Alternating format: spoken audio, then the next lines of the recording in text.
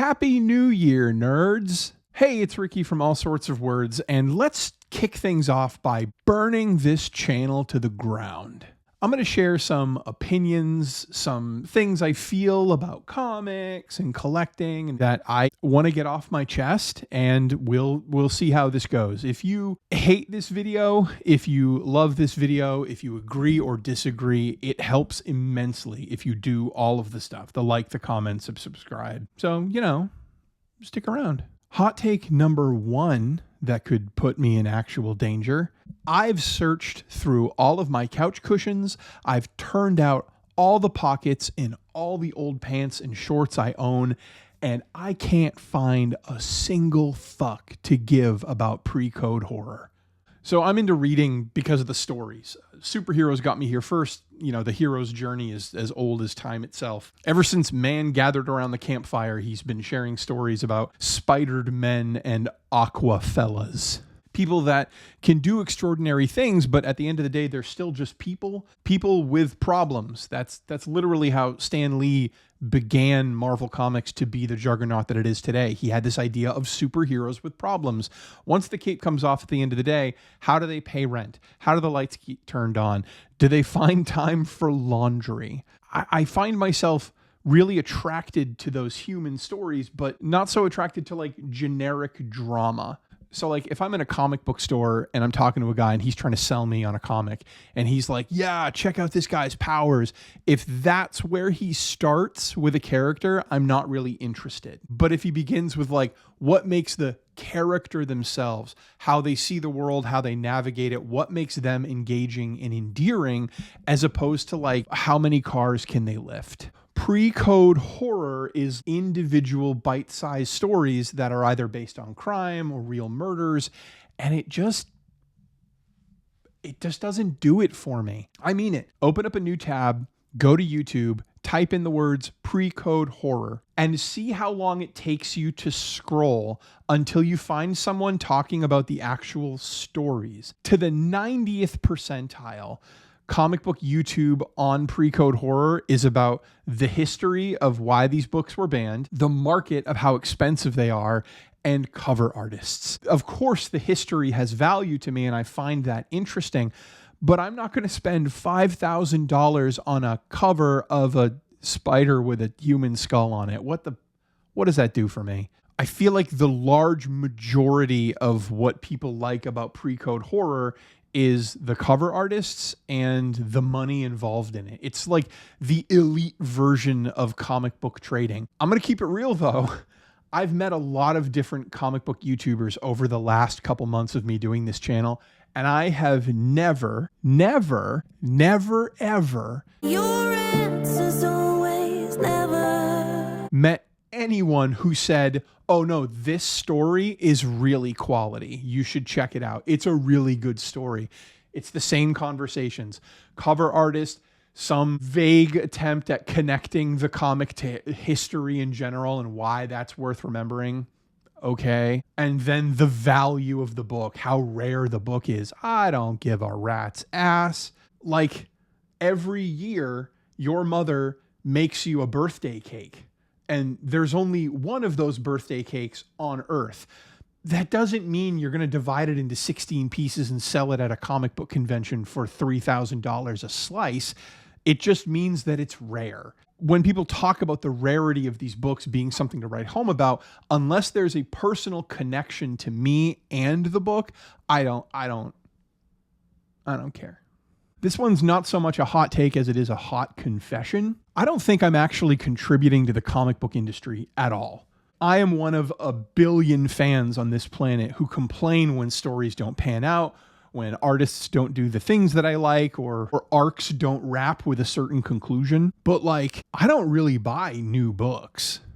I buy books secondhand almost exclusively. This last year, the only new books I bought, a metal cover of Vampirella Dead Flowers #1, the Sozumaki beautiful variant, like an actual metal cover. And it's gorgeous. And I bought it directly from Dynamite. Other than that, I didn't buy a single brand new DC book. I didn't buy a single indie book that was new. Nothing. Everything I bought was secondary market. So Thinking about something my parents used to tell me when I was a kid. You see, whenever I started to complain about the world as an adult, my parents would have the exact same response. They would say, well, did you vote? And if the answer is no, if you don't vote, you can't really complain. And that's stuck in my teeth lately. Like, if I'm not participating in the comic book industry as it stands, do I have a right to complain? I'm not exactly running out and buying stuff directly from the comic book sellers. I'm buying everything secondhand. I'm buying things off Whatnot streams, eBay, all of that. So the industry itself, am I participating in? Sure. But like the people who make the comics, the writers, the artists, I don't really support them. I mean, I'm going to go to a convention in August, and I've gone to conventions in the past where I've given people money, like direct artists and stuff. But day to day, nothing. I don't have a comic book pull list. I'd rather put that money into Huge Sexy Keys. Those books are sometimes decades old. And so none of that money makes it into the pocket of DC and Marvel. I don't know if this is like a hot take or a hot confession, but I personally don't think I really contribute to modern comics, so I don't know if I have a right to complain. Hot take number 3. Spider-Man the game series is infinitely better than Arkham Knight. Let me explain. They're very similar games when you break it down, that you have this little glimmer that appears over your head when you should be dodging or blocking an attack. You have a wide array of different abilities you can use in combat, free flow style, which is something the Batman game invented, by the way.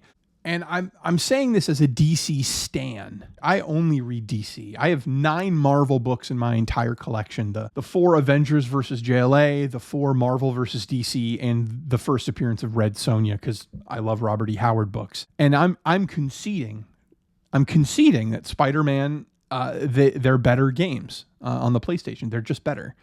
And I think I know the reason why I feel that way. At the end of the day, the Batman games, the Arkham games, and the Spider-Man games are games. They're not books, they're not movies, they have cutscenes, sure, but they're games.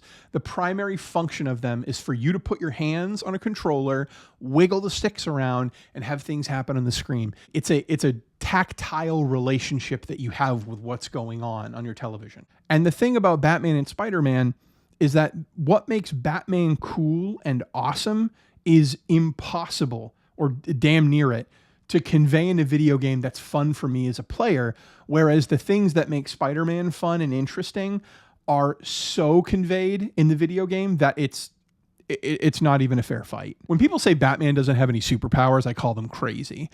He's an 11th level genius. He's one of the smartest people that's ever existed. He sleeps in micro naps so he can study between crime fighting. Guy speaks like 40 languages, knows 100 forms of kung fu, and is a billionaire on top of that. He is a perfect specimen of a human man. But what makes him who he is his preparedness and his intellect. How does intellect and preparedness translate to playing a video game? Sure, I can set stuff up in the room, I can set up traps and catch bad guys one at a time, but I can also do that in Spider-Man, so that's kind of comes out in the wash. But Batman is the world's greatest detective. His analytics, the way he pieces together a mystery when he walks into a room, is what makes him a superhero. How do I get that in a game where I, the player, feel like I'm doing it? 99% of my playthrough of the Arkham games is me walking around in detective mode directly to the things I should be collecting. Now, that does, in a way, emulate how smart Bruce is, but it doesn't make me feel smart. It makes me feel like I'm playing a game. Conversely, ask any little kid right now to pretend that they're Spider-Man, and they're not going to go, I'm Spider-Man, I'm so strong. I'm Spider-Man, I'm so fast. They're going to go thwip, thwip, thwip. Either thwipping up bad guys or zipping around New York City. That's how people view Spider-Man. The coolest thing about Spider-Man is his web slinging abilities, either in combat or zipping around a city. That is full force, front and center in the Spider-Man games for the PlayStation. You feel like Spider-Man. I feel that my ability to do cool shit on the screen makes me Spider-Man. Whereas the Batman games, I feel like I'm playing as Batman. Does that make sense? Hot take number 4. I'm going to be honest. These last two, these are big boys. These are ones that could actually like make people kind of upset. I'm thrilled that the value of classic comic books is collapsing in the way that it is right now. I couldn't be happier. 2020 did a lot of good and a lot of bad for comic book collecting. I was out of the game for years. I collected way back in the day, back in like 2007, but I've been out for a while. I continued to read digitally, but I didn't really collect anything anymore. But I had an awakening when I realized that the pandemic had killed Magic the Gathering and I was never going to be able to play again. So I went out and I sold all of my Magic cards. Over maybe 3 months, I sold all of them and I sunk all of that money into comics because it's something I can enjoy on my own. Unfortunately, everyone else was doing the same thing, but for different reasons. The pandemic forced all of us inside of our house. So we wanted to collect things from our childhood that made us happy, that we wanted to reconnect with, action figures and stuff. So it was kind of like that old Catholics Come Home commercial they had in like the 2010s, where the Catholic Church had so many controversies, they were losing subscribers. That's a weird way to put churchgoers. But they were losing asses in seats. And so they had legitimate commercials on TV that said, Catholics come home. There was a big coming home, is what I'm trying to say, for nerdy people. We all went back to the things that we loved. Unfortunately, the federal government gave out a ton of checks to keep people's lights on. But those checks also made it into the hands of people like me who never had a disruption in their job. And so the federal government's just giving people money who don't necessarily need it. And look, I get it. It would have been political suicide for a president to say, hey, we're just going to give money to poor people, especially a Republican president at the time. And everyone else is just on their own. That would have never flown. So everyone had to get it. We have people in our family that make well over 6 figures and they got $1,000 checks. So what did I do with mine? Along with many other middle class and upper class Americans, we just dumped it into the hobbies that we were doing. So I spent even more on comics. This perfect storm of people getting back into the hobby, people with spending money, drove up the demand for all of these things.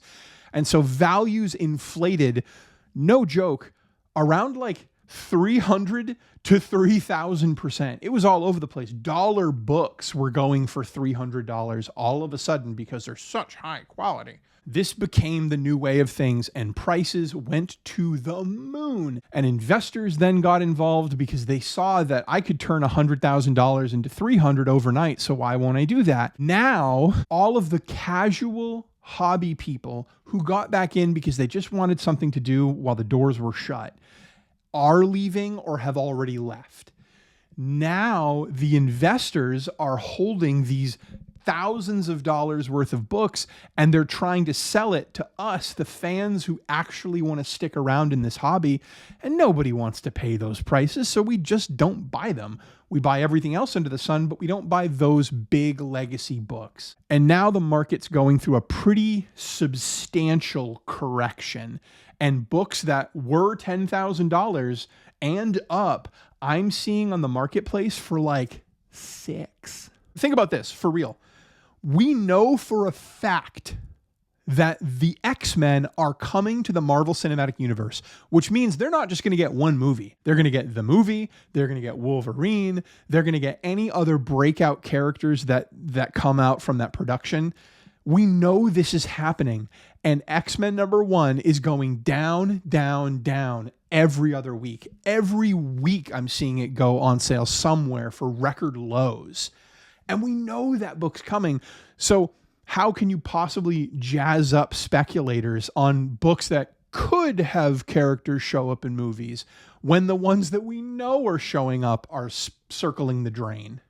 All of that's to say, things are going back to a place where they should be. People who want comic books are buying comic books. And everybody else who's either a casual collector is gone. The investors are slowly trickling away and leaving. The scammers who've been making money hand over fist are getting thrown out of the hobby. And all that's left are the people who actually give a shit about this stuff. And so books are returning to good prices, fair prices. And I know, like, a lot of small shops or people who just started to sell online, who were making good money a couple of years ago, they're on some financial times, but like, I'm sorry that you're selling popsicles in the middle of winter, but like, no one's buying. And I don't know. It's a hobby where I buy stuff and I keep it in my house just for me. Why wouldn't I be excited that the prices are going down? And the books, the big, super sexy legacy books in my own collection that I have, I buy those big books because I plan on keeping them until I sell them at retirement. I'm 38 years old right now. I'm not going to sell my Action 252 until I'm like, what, maybe 70? So like, people going, oh God, your book just went down 15%. Aren't you pissed? No, not really, because it's going to rebound over the next 30 to 40 years. Chill. Okay. This is the big one. This is the one that I think has the potential to rustle the most jimmies. The kids still say that, rustling jimmies. Ruffle feathers? I want to redefine cancellation for the purpose of this discussion, this channel, so that you know my heart. I think canceling is a financial decision, not a social one. I've only got so much money in my pocket. I love collecting video games. I love collecting movies. I've recently got into collecting all of the Star Trek shows that I want. I want to own them physically because I don't like streaming services. I don't enjoy them. I don't like how they operate. I hate it. I want to own the thing. And so money for me is a finite resource. Like literally, if I gave you $10 million today and said you have an hour to spend it, I don't doubt that you could. I know I could. I could buy a $500,000 comic book and a house and be broke instantly of that $1 million. And going back to what I learned in high school, economics 101, spending money is voting with your dollars. If you go to a gas station and you buy a Coca-Cola for $2, you're casting 2 votes for the Coca-Cola company, which means you're co-signing everything they do. If they burn down the rainforest, if they abuse their workers, if they underpay, undervalue, destroy the road, and never pay in taxes, your $2 is 2 votes for all of that behavior. It's the classic definition of complicity. That being said, I'm not taking a moral stance with every dollar that I spend. Like, I legit go to Walmart. I know what they do to their employees. I know how they operate. I know what they do to our political system, but yo, toilet paper's cheap there. I own all the Sony systems and I love Sony, and these assholes can't plug a hole in a boat to save their life. And I still trust them with my data, even though I don't trust them with my data, because I want to continue to use their products. It is what it is. But when I can help it, when I know something, when I learn something about a celebrity, a company, a whatever, and I vehemently disagree with it, I have a quick 5-second conversation with myself of, am I okay giving them money? Am I okay supporting them? And then I have internal debates like Ernest Hemingway. I have the Hemingway collection and I enjoy him quite a bit. He's the greatest short story author on the planet that ever lived. But he was a horrific misogynist and serial cheater, not a good human being by any stretch of the imagination. But me buying his books and reading them and appreciating them doesn't do anything for him. 'Cause, you know, he's dead.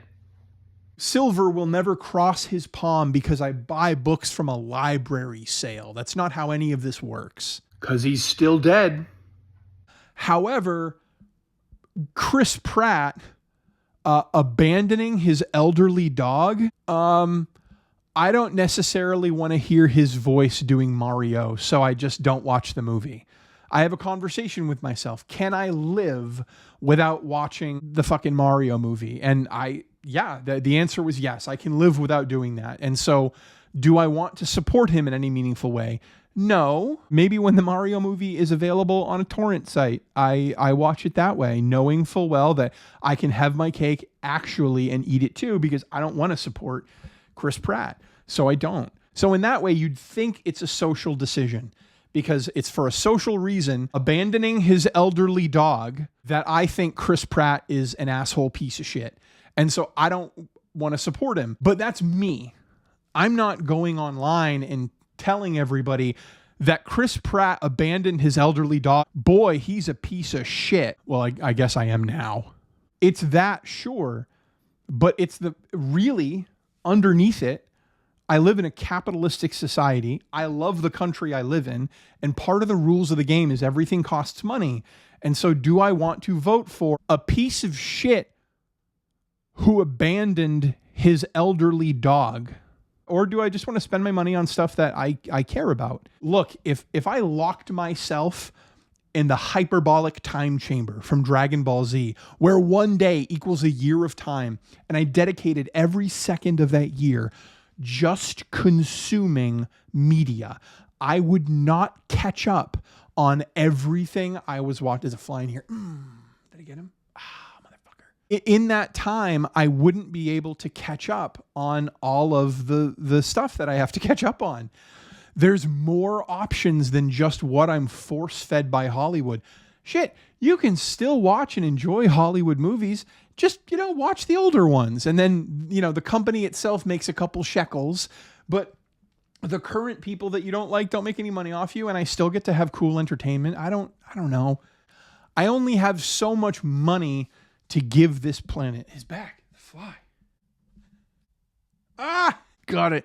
I got the little bastard. You're going to burn in hell. I only have so much money to give, to spend, and to have, and I don't necessarily care about supporting people that I don't think are good people. And I'm not here to tell you, here's the list of people you should hate and not support anymore.